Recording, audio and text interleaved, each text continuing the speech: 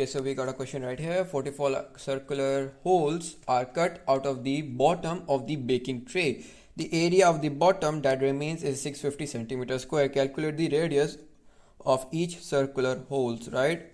So basically we are gonna find the first thing, which is we're gonna do subtract the area of the whole of the circular path inside circular part, right? This basically this is our circle, right? And this is with rim, right? We don't want rim, we just want the inside side, right? So we already calculated this area, which was 961 by 4 pi, right? This is our area from the previous question, right?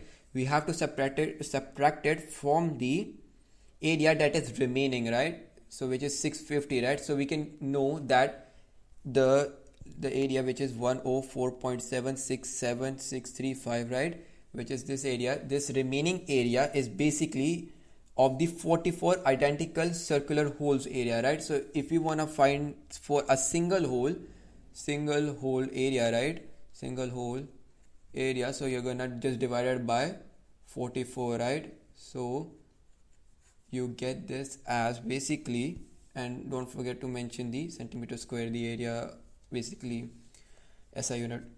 So you will get your answer as 2.38102614, right?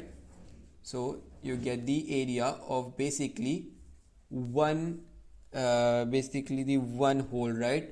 So now you need to find the radius. We're going to use the formula A is equals to pi r square, because they are identical circular holes, right?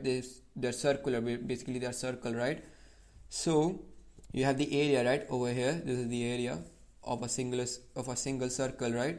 So it's 2.38102614 is equals to pi, and then you have radius, which is r, that you have to find. So your final radius, that will be equal to 0.870587236 right? So this is in this is in meters, right? Yeah, this is in basically yes, this is in basically meters, right? So you have to just basically round it off, 0.87 meters, right? In 2 decimal places I have rounded off. So this is your basically final answer.